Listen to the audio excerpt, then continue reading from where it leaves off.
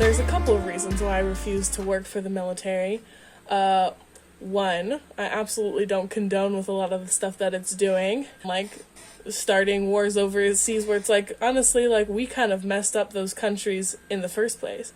And then now we're coming in the sort of, like, savior aspect where it's like, well, now we're gonna fix you. Where it's like, for a while, the U.S. has been funding, dictatorships and regimes that have been hurting the people in those countries, specifically because they were worried that the democratically elected leaders would stop cooperating as much with the U.S. in terms of getting things like oil and other things from their countries and whatnot. And so it's like, it's really hard to sit there and try to work for the military where it's like, my work may be used to bomb civilians or to, again, hurt the people that we want to help, essentially.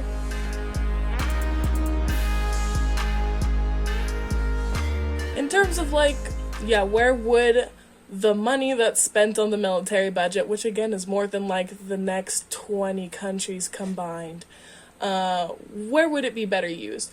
Well, there's a lot of programs that the military that does help people, like funding access to education, you know, and things like that, where it's like, why don't we just put that directly into education? And it could be used for healthcare. It could just be used to, like, help your community, because we all know that there's also a history of, like, redlining districts and making certain counties in your city a lot poorer than others. And so it's like, it could just be used, it's like, make those schools have, like, extra funding so that they can also compete with the private schools in the richer areas.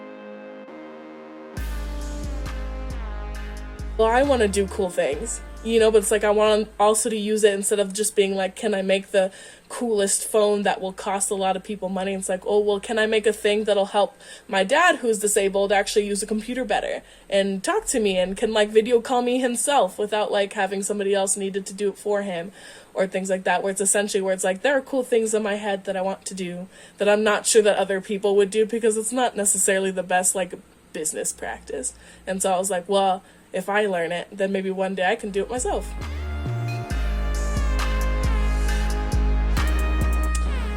It's so hard to say whether I want a dream job, because honestly what I want is nice, like, I want hobbies that fulfill me, you know, and I don't want to have to, like, work to live. But besides the point, if I had to choose a job, I would like to directly help people or directly make things for accessibility or stuff like that.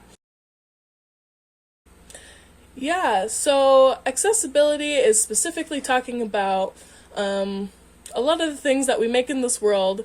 Not everybody has either the physical, mental, or other capabilities to interact with that thing. You know, so it's like, again, as somebody on a wheelchair, if the only way to enter a building is through steps, they're not entering that building without people carrying their wheelchair up that, you know, or even just, like, mentally, like, if somebody has dyslexia.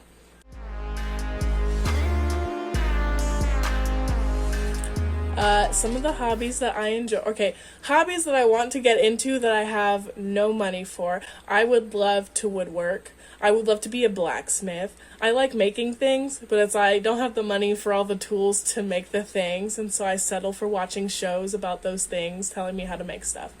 I would love to be able to make my own chair, my own little box drawer, like other things like that. Or if I, like, maybe I do just want to make a ring in my spare time. What if I made a fancy ceremonial knife? That would be fun.